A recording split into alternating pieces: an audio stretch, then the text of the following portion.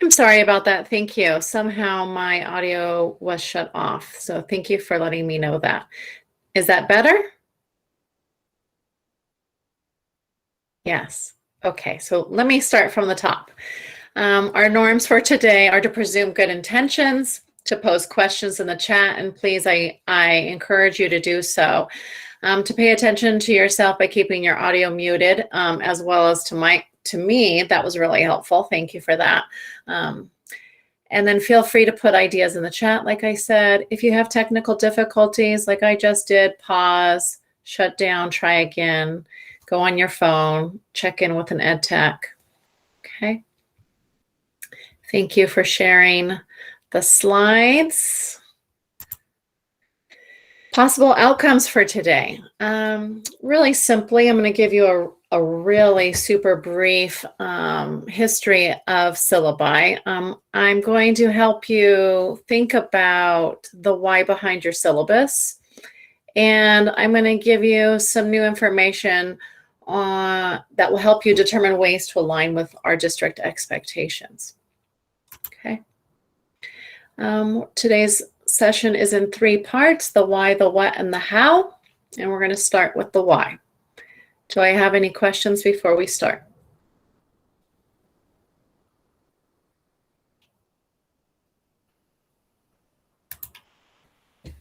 Okay.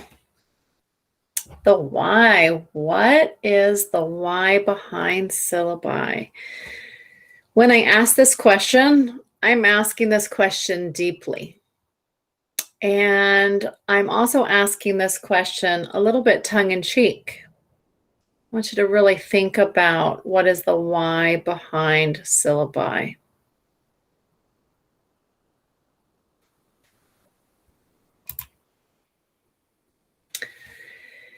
At the start of this year, approximately 100,000 syllabi will be handed out. And so when we reflect on that question, what is the why behind syllabi? The profound size of this number just kind of blows me away, and it really makes me think of the work and the time that we put into our syllabi and how it's used. This is our brief history. So a syllabus has described different things over time. In the 1650s, it described tables or indexes in books. In the 1890s, it basically represented lecture lists. And we move a little bit, just a decade or so, to the 1900s. It began to describe programs of study. And then it has evolved since then to also include the expectations of the institution, which we're going to talk about a little bit today. All right. I think we can assume that our current understandings of a syllabus is that it serves as a contract between a student and the school, that it can explain the term and conditions of the course, it details rules, it explains responsibilities, it talks about professional etiquette, and it's shared in some way. Yes, Matt, it can show your overall level of organized preparation, and that thought that you're talking about really becomes a really important part of your why. If we were to look at everybody's syllabi, we could basically categorize it mostly into these 4 parts: contact information, a list of materials, course policies, and if somebody is very detailed, they may go ahead and list out their class schedule for the quarter, for the semester, for the year. I love this graphic. To look at that as a visual representation of a syllabus and think about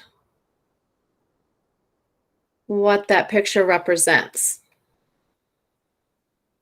And in the chat, Yeah. In the chat, I would like you to tell me what is your why for the syllabus. When you look back at that picture, I want you, oh, excuse me. Oh, I am going, I lost it. Give me a second.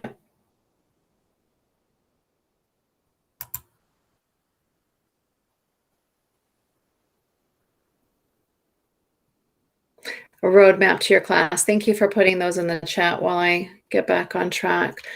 Clear communication and expectations, information about the subject. Yeah, that's how you use it. And I think a lot of us use it. And that's why I was telling you at the very beginning that most of you have the perfect syllabus. For sure. I think, new teachers might struggle a little bit in the very beginning, but other than that, they borrow other people's and they get back on track themselves. Okay, here we go. Sorry about that.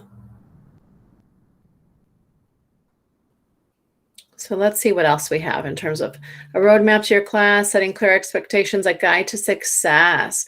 Ooh, Nancy, I want you to hold on to that, okay? Because I think that's an important part of a why that we're going to talk about later.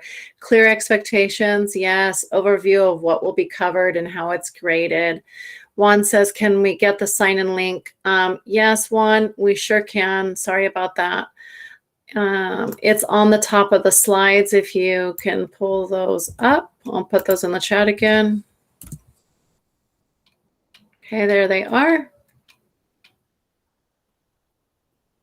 Transparency between the teacher and students and the family. Good, good, good. Explain what's going on in the class. Oh, you want to make it sizzle like you said. Okay, so we talked about our whys a little bit, and I want you to really look deeper into that why. So I think all of you have an essential sense to what is your why, but the sizzling part that I'm talking about in your syllabus is really a deep why. And I love this quote. If you change the way you look at things, the things you look at change. And so I'm hoping that the information that we talk about next will really help you look at your syllabus and think about that why. Think about why you do things, how you do things. Think about the organization that we represent in terms of the Salinas Union High School District. And how the syllabi is a symbol or a representation of the work that we do collectively as a district. So what are those district expectations? This is our logo, right, with the lamp, the education lamp in the middle. And then on the bottom, just like we have at each school, the district has a set of 3 expectations. Their 3 expectations are innovate, equity, and achieve. Now, I know if you're at Alisal High School, I believe it's respectful, responsible, and safe. I know Hardin is respectful, responsible, and ready to learn. I know North Salinas is never give up. And S is, I forget the S, honor yourself. And then NSHS, right? So they have them too. And so the difference between the district expectations and our site expectations, it's tricky. The district expectations are expectations of the way in which the district does work, and that includes us as employees. And so when we look at our syllabi, we need to look at them through the lens of what is expected of us. Are we being innovative? Are we demonstrating equitable policies and procedures? Are we placing things on those syllabi that are assisting kids in high levels of achievement. And so that is what I'm asking you to do today when you are considering your syllabi. I want you to look at those 3 district expectations. I want to see if your syllabi represent the expectations that the district has of us. In addition to that, here's where the confusion might lie. And please feel free to put any questions in the chat. You do have site expectations, and those may be explicitly written on your syllabus. In fact, I actually expect you to describe your class policies based on those expectations. You will not see the words innovate, equity, or achieve on the syllabus that you give to students. Those concepts or those expectations should be demonstrated by what you do. Do I need any clarification on that? And so as we move forward, if you feel confused by those 2 sets of information, please post questions in the chat and I'll help you, or you can unmic if you need to. Okay, so let's start with each one. Innovation. Here's the question. Does the syllabus communicate information in a way that meets the communication needs of students? Okay, so innovation. Does the syllabus. So have you innovated the way in which you write your syllabus, create your syllabus, deliver your syllabus? Is that innovative? Second one. Second expectation, equity. Does the syllabus contain fair and impartial practices? That is often best done collaboratively. So when you share your syllabi with your colleagues or a trusted colleague or administrators, can they look at the elements of your syllabi and do they see fair and impartial practices? And then the third part is achievement. Does the syllabus contain tools to help all students achieve success? Students are going to look at your syllabus, or you're going to go over it with them, and they're going to immediately look at that information and make a gut decision on, can they be successful in your class? And if they can't, game's over. Which one might you be most curious about? Can you put it in the chat? Innovation, equity, or achievement?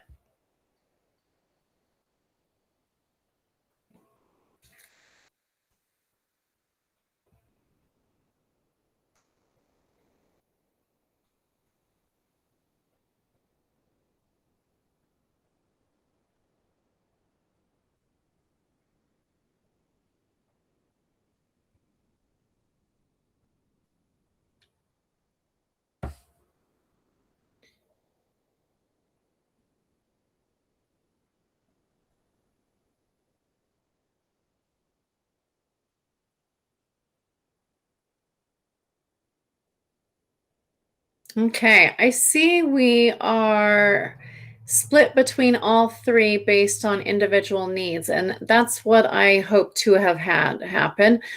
So please pose any questions, whatever yes, Matthew and Jose, absolutely, adapting to students' needs, right? Because we don't want to create or give out the same syllabi from 1971, for sure.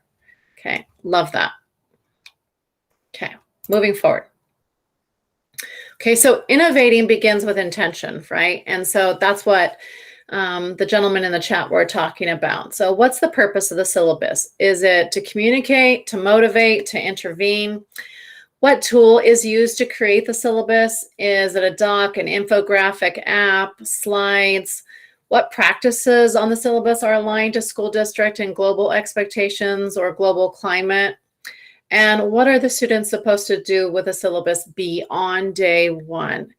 And when you answer question number 4, does it change its purpose? Does the syllabi change its purpose?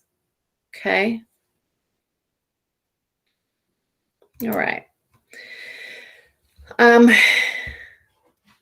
All of you are fantastic educators. We have to be when we work in our district, because there's a lot of work for us to do, right? And Toy Story is one of my favorite kids or family movies. And I thought this meme was quite funny. Words, words, words, words everywhere, right? And I remember the old days when, yes, I'm old enough to still have syllabi that were typed out. And that's all it was, is just a long laundry list of stuff. And I'm not saying it's wrong. I'm just not sure that it's the best way to communicate with our students today.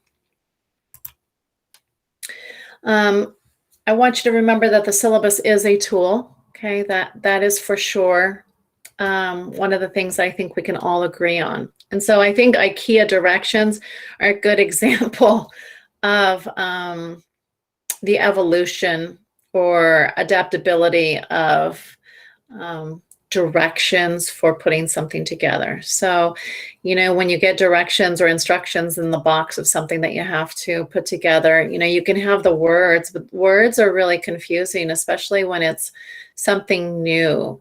And so IKEA instructions have included pictures of all the materials as well as the finished product. And what we find is that if we see all those pictures, and there's only a few of them, right? So they try not to put too many steps. They give you a picture of all the materials so you make sure that you're confident that you know what you have. And they also show you a picture of the final product. And that in itself is motivating. Yeah, exactly, Jose. Yeah, you have to see to understand. That's right. And so IKEA even does a step that I don't know if they do it purposefully, but it's actually a form of intervention.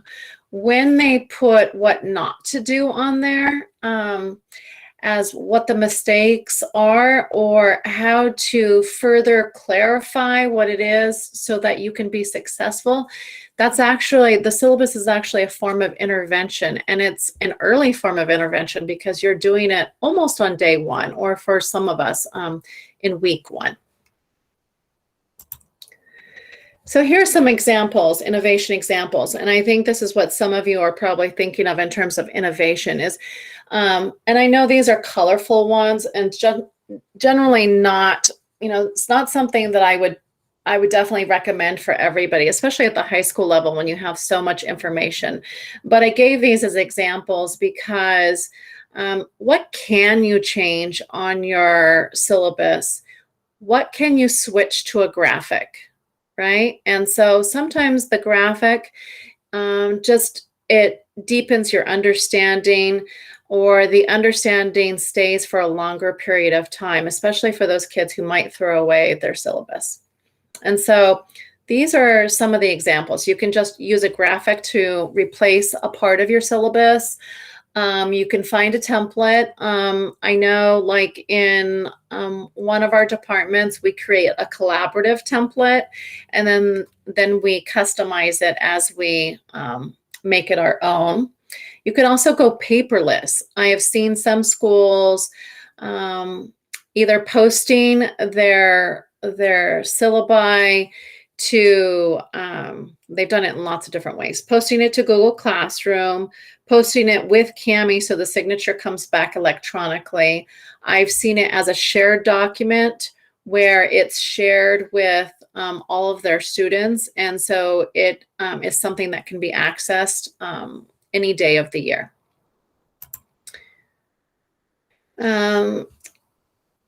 We also expect that it should support the culture and the climate. So I've written down, just in case somebody might be new to their school, I wrote down all of the expectations for each of the schools. You can locate those later if you need to. Otherwise, I think they're all ingrained in us. But yes, I expect the elements of your syllabi to support your school culture and climate. And that's a really essential element because we are representing not only our district, but our school as well. And so whatever you can put on there, whether it supports school rules or whether or not it supports, you actually explicitly state the trait and then what your class rules are, your class policies that fall under that trait. That's important. The other thing to consider in regards to innovation is what happens to your syllabi. And this really helps define your why too. What happens to your syllabi beyond day one? And so I thought that this was an interesting comic. I think that every instructor that has ever lived, like it says on the bottom, has always said it's in the syllabus. And the trouble with that is, yeah, Jose, it's forgotten. It's thrown away. We don't know how to use the syllabus. It's not something that can be used. It's like the first reading of the quarter or the semester, and then it's forgotten. And honestly, that's part of why I'm presenting, is because I want you to think about that why. The fact is, we do teach our students constantly how to learn and what the policy, we reinforce those policies. We have those policies and procedures hopefully posted on the walls of our classroom. So I pose the question to you, does everything really need to be in the syllabus? And if so, what's essential? So keep that in your mind. So is it one and done? Does it go into the recycling? Do you do a Google Drive share? Do you do a Google Classroom post? Or do you paste your syllabi to a website and allow kids to access it from there? Remember, 100,000 of them are going out. And so on day one or week one, we have 100,000 pieces of paper being copied potentially and being sent out to kids.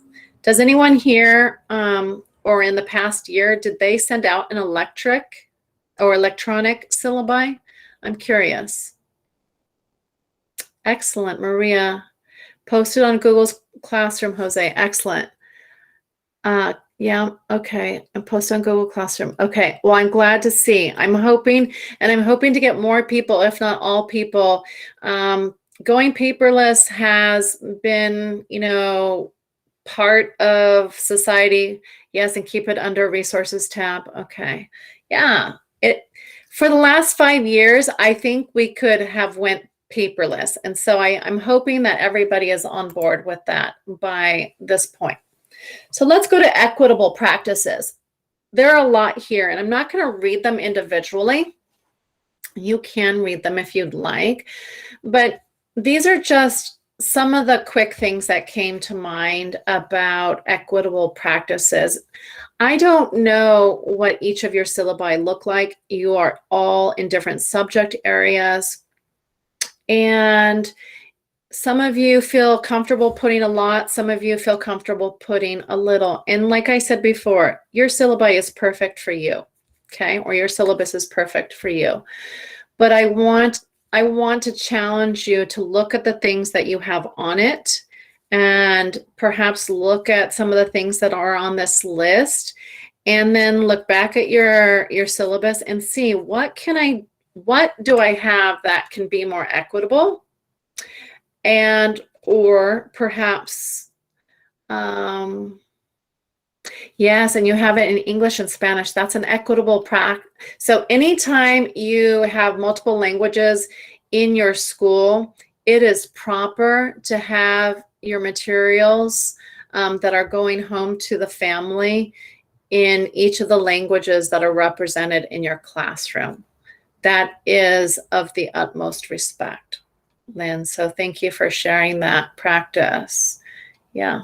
Okay, so these are definitely things to keep in mind. And I included some of them so you can see that sometimes equitable is something that you already do. Okay, something that you already do, and you just didn't realize it fell under equity.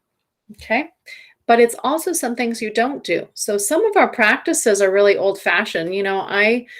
Since I've been at Hardin since 1998, some of the practices, even like lining up, having a boys line and a girls line, that is not equitable anymore.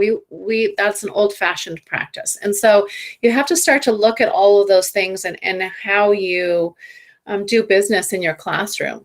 And the time is now, for sure.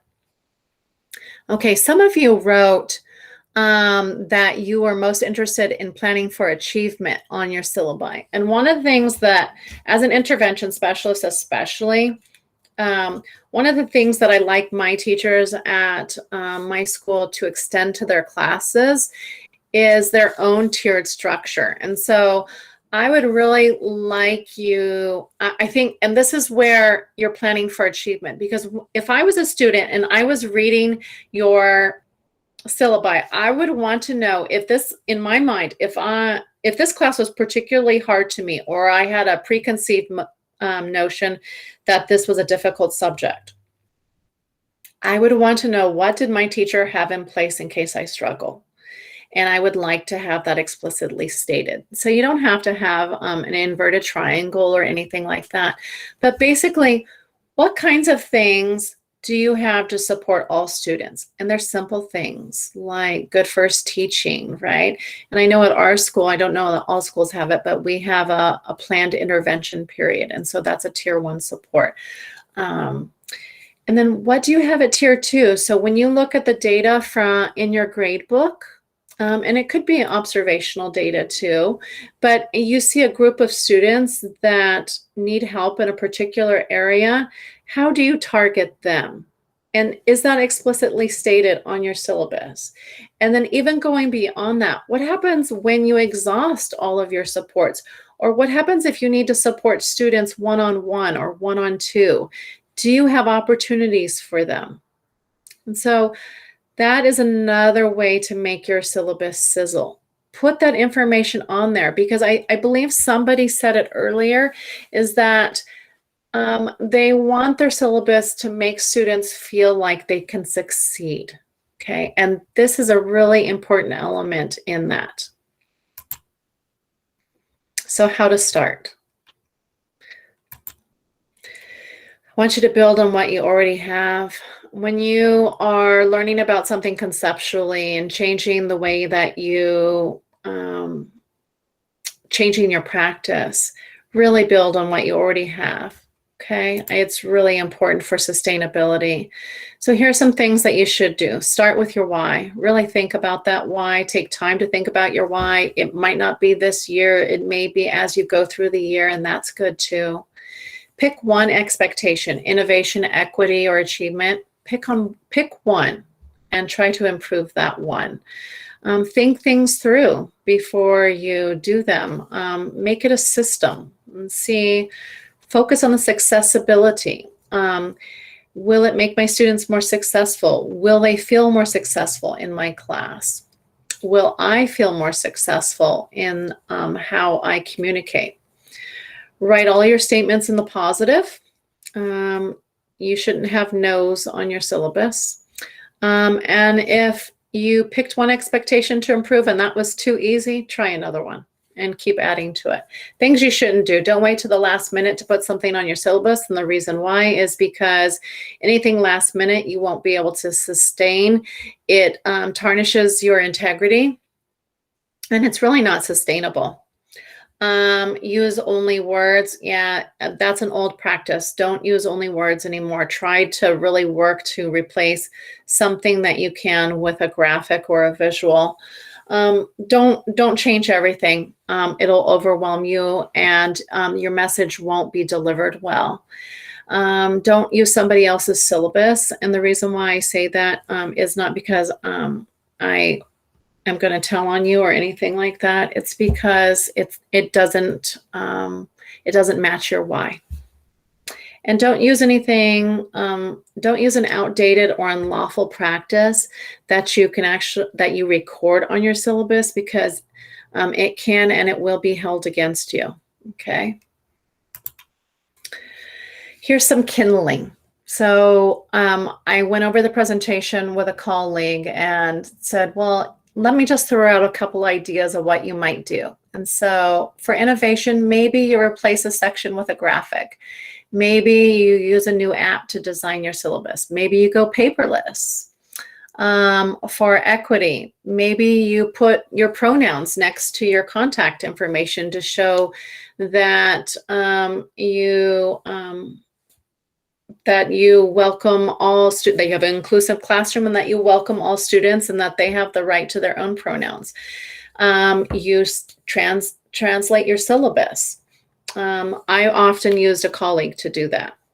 You evaluate to make sure that your material requests are equitable. Sometimes when you're asking for lots of materials in your class, students can't afford it, and so they won't get them, and so then they won't succeed, and they'll feel too embarrassed to ask. Include options for restorative justice within your classroom. And if you need to know more about that, you can consult your new restorative justice partner that is on each of your school sites. They are already on staff. And so if you're going in next week, or if you'd like to make an appointment with them, I'm sure they're available to speak with. Achievement. You can develop a standards-based grading system if you don't already have that. You can align your class rules with your site PBIS expectations if you have not done that already. You can also include a three-tiered data-driven plan for academic intervention. Quick question for the middle school group. I'm checking your questions. Is it good for people teaching in the same department or school to? They do. Yeah, Matt, I do believe in certain departments at our school anyways, they will have, it's considered teaching to fidelity. So that way, anytime a student transfers from one class to another class, they can, the same expectations are being applied to them. So it will be a close copy. It's just not, everything is not carried out in the same way, nor there are some nuances. Every teacher's a little bit different, right? And autonomy is super important, and I'd like to honor that too. So yeah, absolutely. Congruency is definitely valuable. Quick question for the middle school group. Raul, you have a question? Yeah, just going back to I work at a middle school, so this is probably geared more to the middle school group in this class. We line up boys and girls, and we do it for classroom management purposes, but I am noticing that we can start running into problems because I had some kids who decided to get in their own line that they felt comfortable with, and I let them do it. So I'm just asking this, if anybody has an idea, what would be an alternative way to have them line up before coming into the class? Thanks in advance, everybody. Yeah, Constance wrote that you can do it by split the alphabet, and then somebody raised their hand. Go ahead and unmic and share your idea, Tiana. Well, I was just going to say what Constance put in the chat is at least our department and a lot of people at our school have started doing just last name rather than by gender, so everyone's included. Yeah, I actually even used to sit kids, when I taught 7th grade, I often found that they like to be in gender pairs. So I would put them, if they were assigned female, I would put 2 assigned females together and then 2 assigned males. And then I would allow the option for anybody, if they wanted to let me know that they didn't mind being with an assigned male or assigned female, that they were open. But that has become an old-fashioned practice. And so it's more about just initially allowing kids to, you either place them alphabetically in your class or to allow them to sit where they want if you so choose. That's just not my style.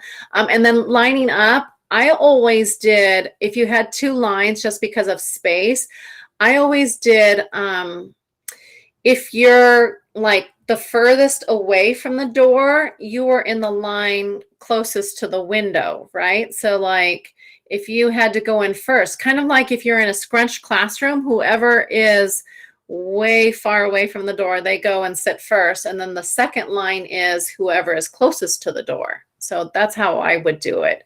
And then you'd have kids, kind of fall, but you would let them know, like, you basically have to keep your 2 lines even. They understand the concept behind it. So, and then you have the kids who come in tardy. But yeah, I definitely, I knew if I gave that example, people would get hooked on that example, and it's a really good one to get rid of.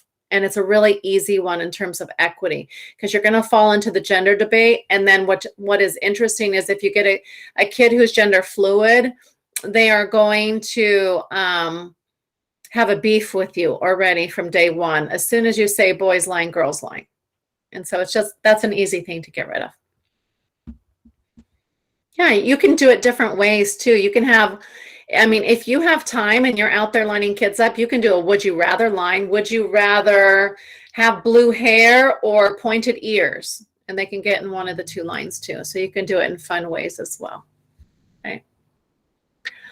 And Raul, I'm happy to talk about other ideas after the session if you would like more info or more ideas on how to do that. I'm totally open for that. I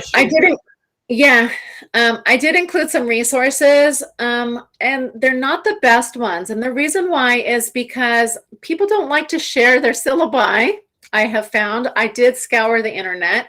The second thing is that they're very particular to the person. And so I don't think that they just think that other people would like to see them. So I just put as many examples as I could on there. You can check them out, but they're not the best. I really recommend, if you're at a point where you can make your own, that you, or Adobe Express or PictoChart, and you start to create your own.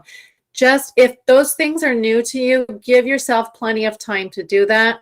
I'm always available. I'm in love with Canva. I used to use Adobe in college. It's not a problem for me, but just send me a message and I'm happy to help you. Okay. For optimistic closure, we're nearing the end of the presentation. What is one thing that you might consider from this presentation that might add to your syllabus and make it sizzle just a little bit more than it already does?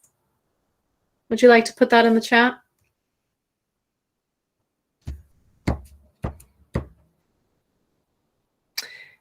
Graphics, Maria said graphics. Yeah, equitable language. Nice, Julie. And Julie, yeah, I mean, equitable language, it's really interesting how deep our language, the use of our language goes. And so it's really interesting to really look deeply into how we have things written.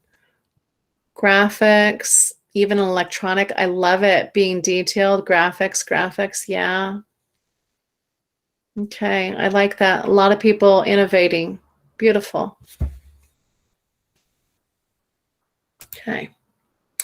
The last thing on the presentation, I do have the session evaluation, and that is what's left. If you'd like to stay on and chat, I'm here to chat with you for as long as you'd like. The resources or examples I always learn from other educators. Absolutely, Jose. I think we don't have enough collaboration. We definitely don't have enough collaboration, whole district. And so I think that this is a really valuable time that we have together for sure. And I appreciate everybody coming, sharing your thoughts. I appreciate the work that you do. I appreciate you looking into your syllabi and really taking it to the next level.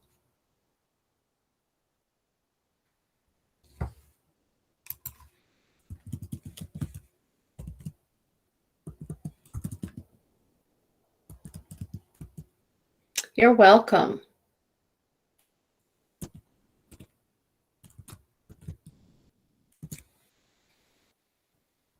All right, awesome. We're back. Exciting. Yep. Time to get to work.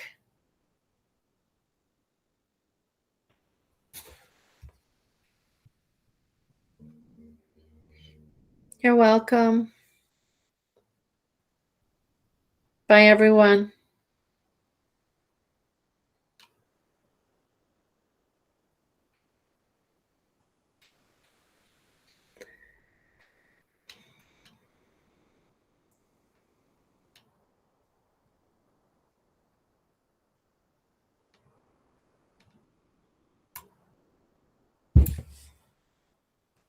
Questions, anybody?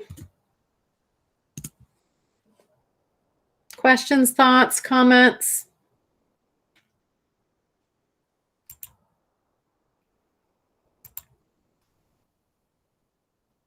I'm going to stop recording.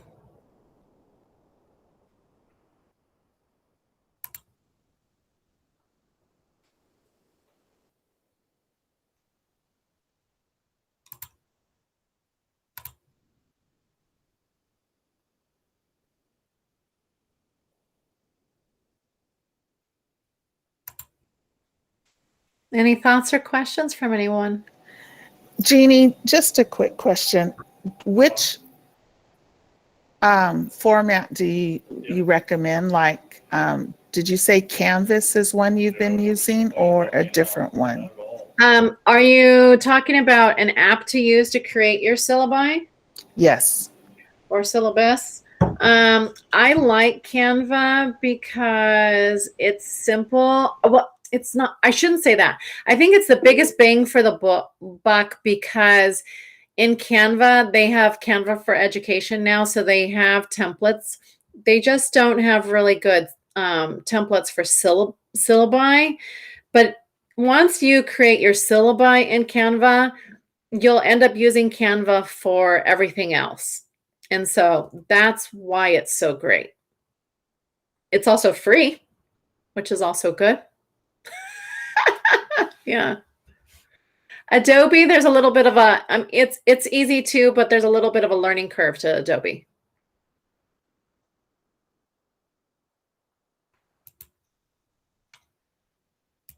Okay, thank you.